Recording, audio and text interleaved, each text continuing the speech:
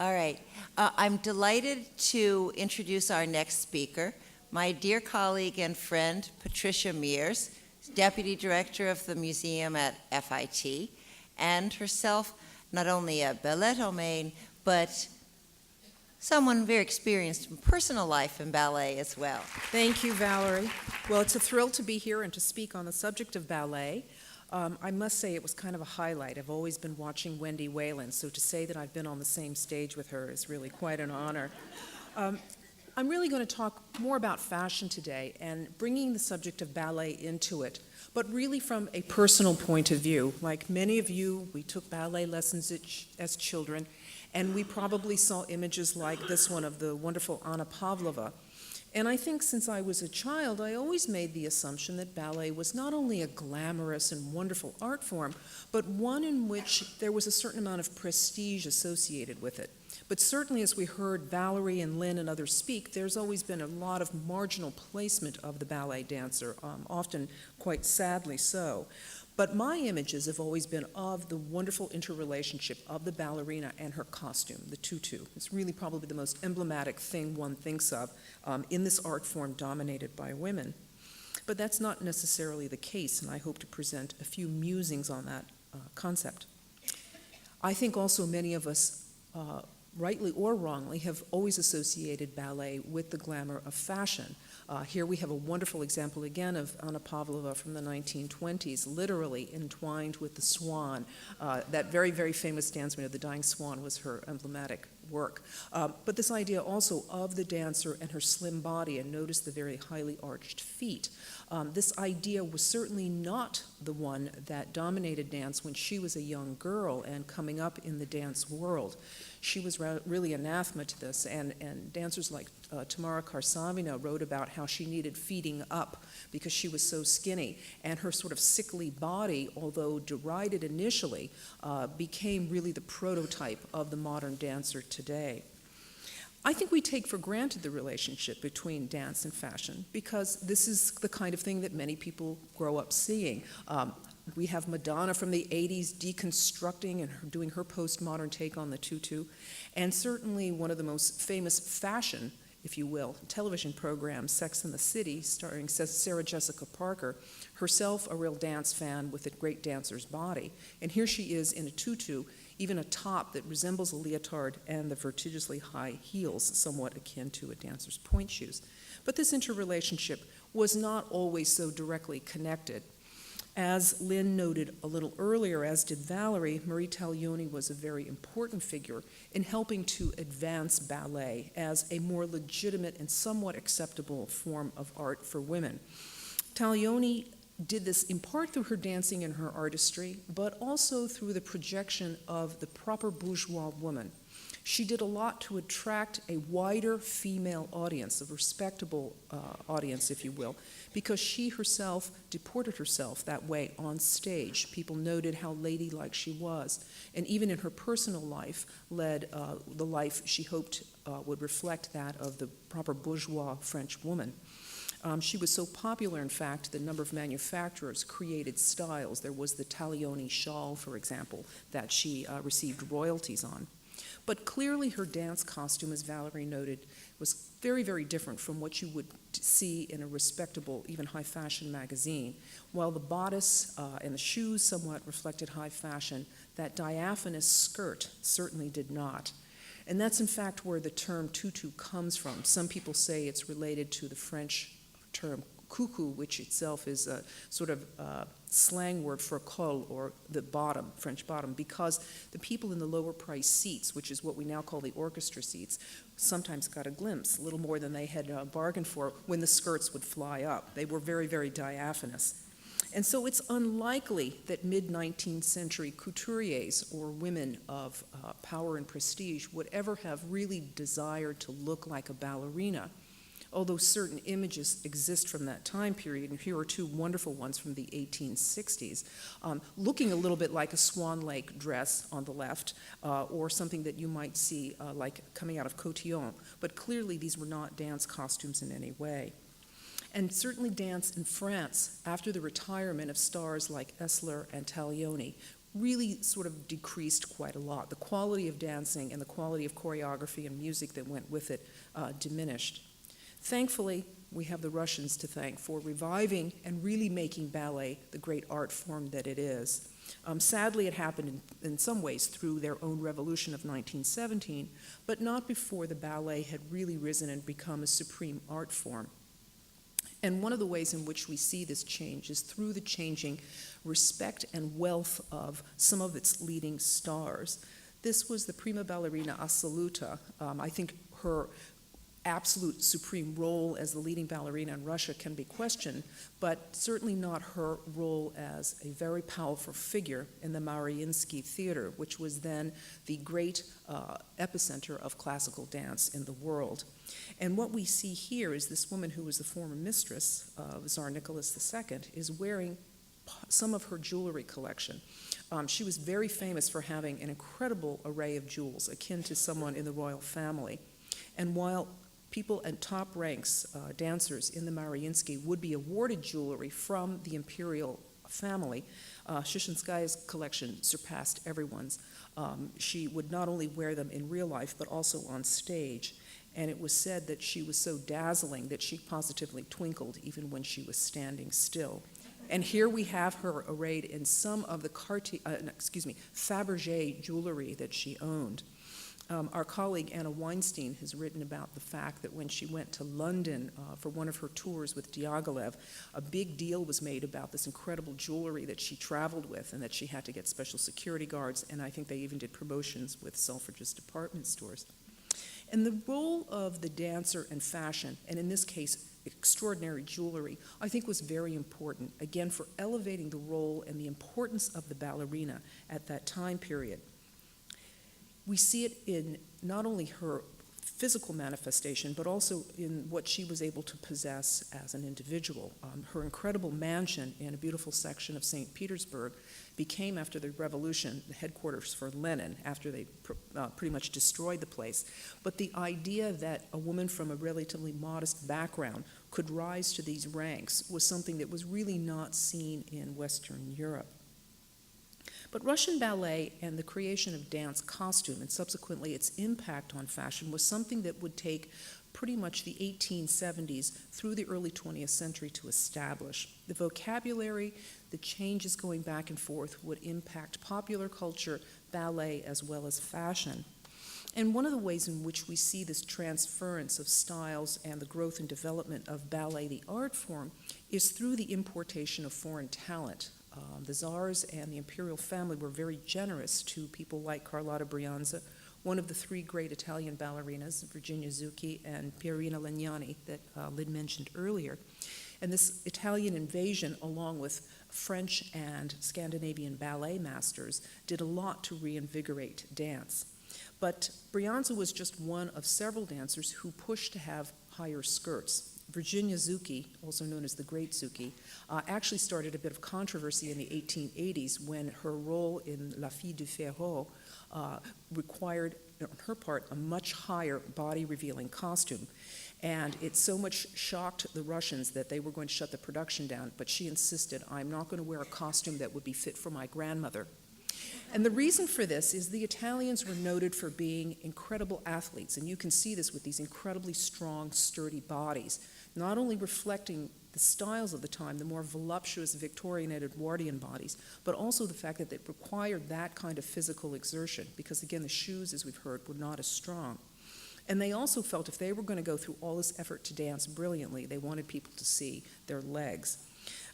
By the early 20th century, we see great dancers like Vaganova, who would go on to become the most important dance teacher in Soviet Russia, adopting that ballet skirt, what would become the pancake tutu, higher, rufflier, and fuller. But also notice how much higher the skirt has become and this sort of cheeky way of photographing the ballerina from behind. We see its transference over into popular culture, much later in ways such as Hollywood's adaptation of the idea, the great Louise Brooks, who was a dancer before she became a film star, and perhaps more interestingly, Cléo de Merode. One of you had asked about the influence of fashion and ballet, and this may be one of the early key figures in Western Europe to do that. She was incredibly popular. Her face appeared on these postcards that were distributed all throughout Europe and the West, and she was one of the most recognizable women at that time period. Photographed in high fashion, theatrical costume, and even in ballet costumes. She was a ballet dancer, was really quite extraordinary. She was sort of, as a friend of mine said, the Kim Kardashian of her time period.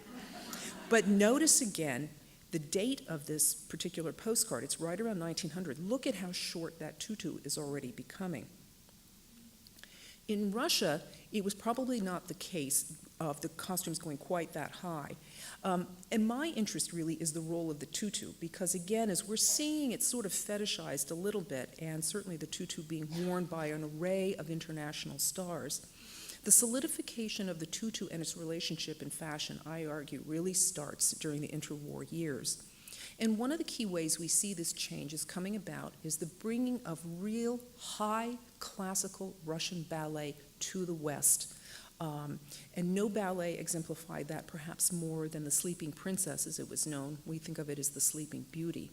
The 1921 production by Sergei Diaghilev of the full-length ballet was a real departure for him, not only because it was a full-length high classical ballet, normally he did one-act productions, but it brought a whole new range of costumes.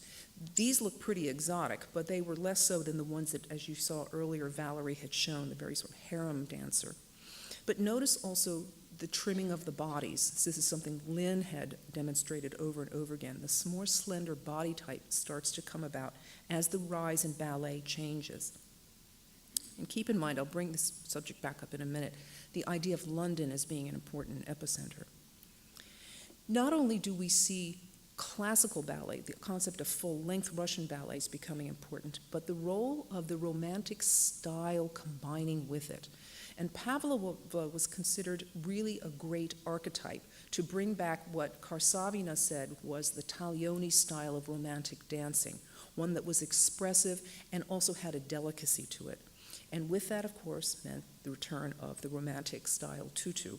We also have her sort of, if you will, twin almost, Olga Spetzieva, here in Giselle, her greatest role. But the Russian Ballet Russe, although they were doing productions like Scheherazade, were also interested in the Romantic revival.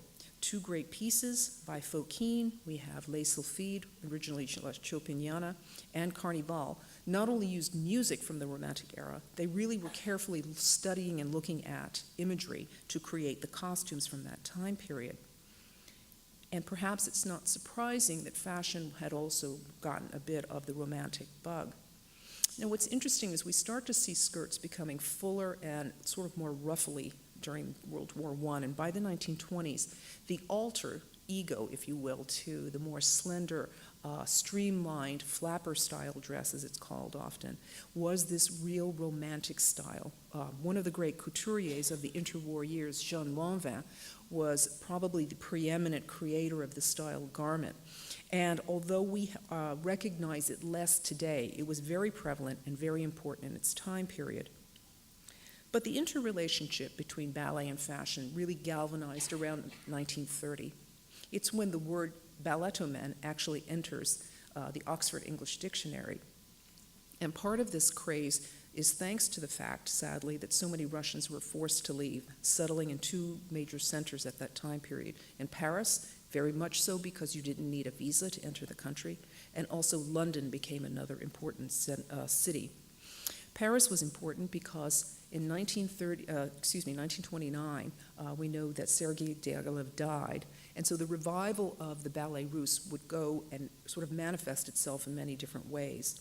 One of the important changes was that George Balanchine became one of its chief choreographers, and this particular piece, Le Cotillon, which has been discussed at length already today, was a very important piece where we saw the collaborative effects of a Russian choreographer, a Russian dancer, trained in Paris by a Russian ballerina. Here we have Tumanova, who was a student of Olga Preobrazhenskaya, another great Mariinsky dancer, wearing a costume by a French artist that was executed by a Russian designer.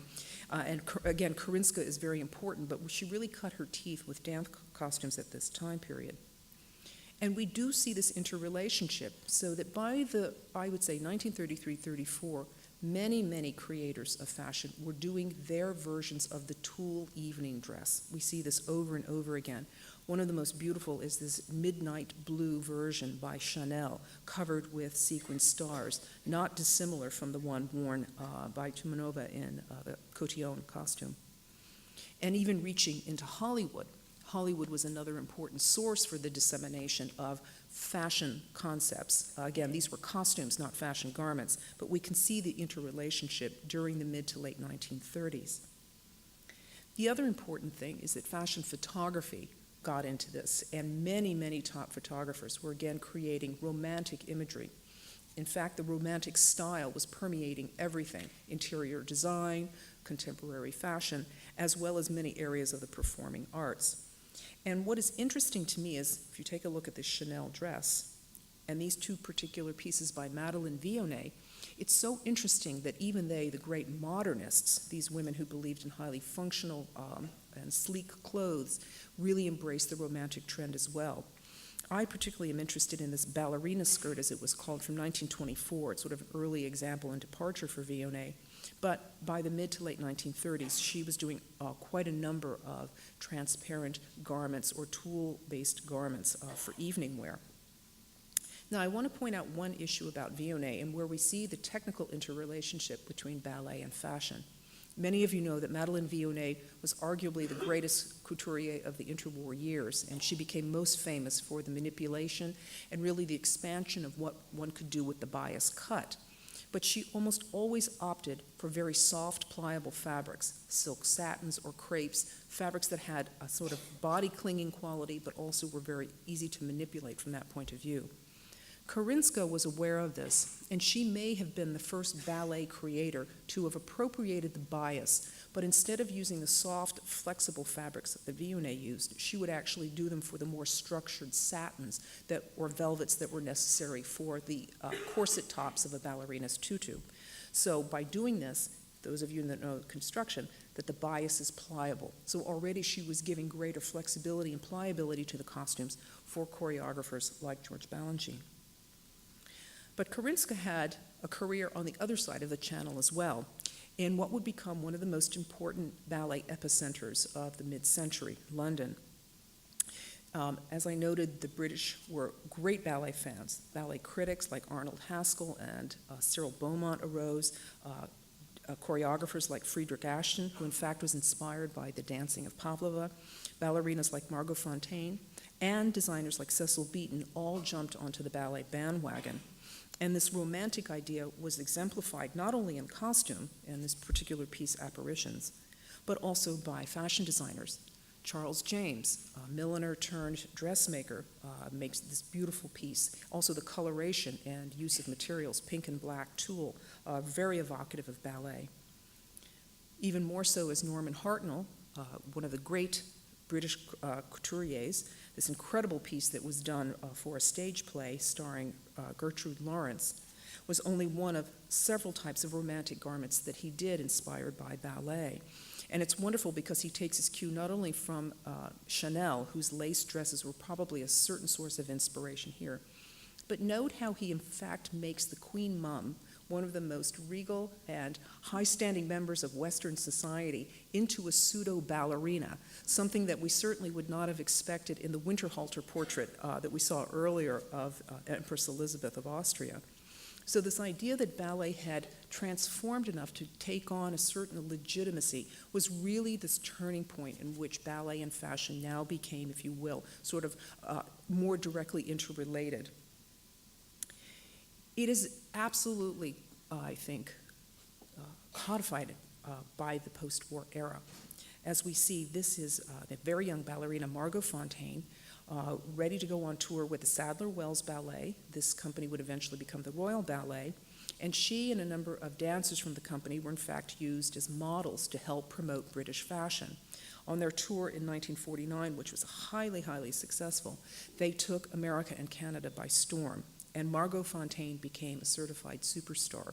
On the cover of Time magazine, she was also featured in the pages of Vogue.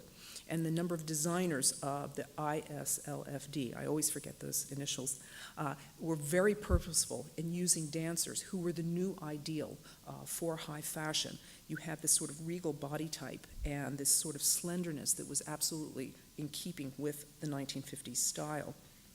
Now, what's interesting is how the garments start to take on a more rigid quality after the war. There's corseting, and certainly designers like Dior are responsible for leading that charge.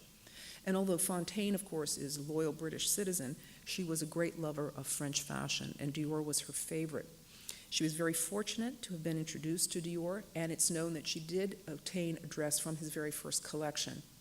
Although more than 60 garments from her personal wardrobe exist in the Bath Museum in London, that particular dress has been lost. She also ordered her wedding dress from the House of Dior, and later from the House of Yves Saint Laurent. And she would, in the mid-1960s, be voted one of the 10 best-dressed women in the world. I think Fontaine, like her predecessors, understood the importance of personification, the visual manifestation of the ballerina, both on stage and off. And Fontaine, in many ways, was ideal because she had these so perfect ballet proportions. And I just want to point out not only her body type, which really has started to become our prototypical idea of the ideal dancer, but notice how the garments, the ballet costumes themselves are becoming much more rigid. This really is much more like that pancake or stiffened tutu. And we start to see the use of jewels now embroidered onto the front. If you see Margot Fontaine in certain roles in the 1930s, her costumes are really much fluffier and they're covered with little bows and things, so that romantic vestige is somehow swept away for a style that's a little bit more streamlined. But still, the interrelationship between the romantic style of dress is certainly evident. Dior loved the ballet, as Valerie noted, and even created his famous black swan gown. But he was not the only one. Pierre Balmain also was a bit of a ballettoman and attended the ballet. And one wonders whether or not this particular gown might have been inspired by Swan Lake. Now, Fontaine was certainly not the only famous British ballerina, and arguably, according to some sources, Moira Shearer might have been the most famous ballerina at the mid-century, in large part due to her incredible role in The Red Shoes. The movie was made in 1948, and it was not only a great, probably the best ballet movie ever made, but one of the most popular films of the time. It didn't, however, get released in the United States till about 1950-51, so it continued to have, I think, legs for quite a while. I think one of the things that's so striking about that film is the high drama, the drama of the story, the drama of the performances on stage, and the clothing. It all goes hand to hand. And as one person had said, it's a hymn to excess. And I think also escapism, because remember that ballet grew and really became popular and really was interfacing with fashion very effectively during the Depression, World War II, and in the immediate post-war, Cold War era. And so this escapism and the sense of glamour may have helped contribute to the popularity of ballet around the world. And here we see just again, even Jacques Fath's work is featured here in Life magazine in America and really shows the interrelationship between dance and fashion. But on this side of the Atlantic, we do owe a great deal of credit to, again, the emigres coming out of Russia. Here we have the great George Balanchine, and as many have noted, the streamlined ballet style is what he's most famous for. But the idea of interfacing with dance, we have the great Tanaquil Leclerc wearing the original costumes designed by Korinska for La Valse. This is one of several what they call glove ballets, like Des Liebesliederwalzer was another one, where you have the full-skirted romantic style and the long evening gloves. In fact, it's very evocative of the type of garments one would have seen in the mid-century. And as Valerie noted, Christian Berard, who made the costume, designed the costume for Cotillon, inspired Dior, who inspired Korinska, who inspired Balanchine, who again probably saw this filtering process going back and forth. But we also see that other couturiers picked up on these ideas. Again, this layered tulle skirt. Two examples by Charles James, who I mentioned earlier, the British-American designer. We see this incredible piece, the butterfly gown, with layers of different colored tulle. Now again, certainly that dress is so rigid, nobody's going to do any ballet in it, but it certainly is sweeping and beautiful in motion. But his ready-to-wear version of it does give this essence of seeing the legs in motion and also the changing quality of the layers of tulle underneath. Now, while this may be a more sublime example of the interrelationship of ballet and fashion, we do have some rather funny ones. This has nothing to do with anything other than I found this particular image, and you'll see why in a second. This harkens back again to the work of Gilbert Adrian, who was the great Hollywood costumer. And many people credit Adrian with popularizing, if not actually starting certain trends. The dynamism of his costumes in MGM films during the 1930s was very important. And if you want to talk about him to excess, this certainly is it. Glinda the Good Witch in a ridiculous romanticized costume. And as she said, she looks like a fugitive from a German opera. I've always wondered, though, if you take a look at Cecil Beaton's work for the New York, believe it or not, this is New York City Ballet. Friedrich Aschen was invited to come and do a particular piece. So Tanaquil Leclerc, noted for her speed and long legs, exemplified in Balanchine's costume, looks a little bit like Glinda here. But one saw, I would say somewhat sadly, after the 1970s, a period I remember very fondly with ballet, a sort of falling off of popularity throughout the 80s and 90s with ballet. Even though its role in popularity may have changed a bit, one certainly sees that contemporary designers are picking up on this. Again, we know that from seeing them on the red carpet that many fashion designers look to these types of events to showcase their designs. And it's very obvious when you see this where the influence must have come from. But I think what's really touching is to see the interplay coming back into high fashion. As Mark Happel noted when he was making these costumes, the revival of Symphony in C, he was certainly looking at the work of the great Balenciaga, really here more for the structure, the sort of rigid mid-century structure of the bodice. And again, think back to those images of Margot Fonteyn in the Dior gown, as well as the ravishing embroidery done by Lesage for Christian Dior for his famous Juno gown, the Greek goddess whose symbol was the peacock. And again, all of this interrelating to Vogue's most recent layout. It's really wonderful to see the interest in ballet again and high fashion, especially in a center like Paris. But I think also, again, just on a personal note, it's always that sort of dream, the ethereal dream and the beauty. We know it's hard work. We know that ballet is something that requires tremendous natural gifts and discipline. And while most of us will never achieve it, this is probably the level at which we sort of actually go. We may aspire to something else. This is probably more like the reality. I think that being able to work in the field of fashion gives us incredible opportunities to see this interplay. And I'm really grateful to Valerie Steele and her vision of putting together these two great embodied art forms. Thank you very much.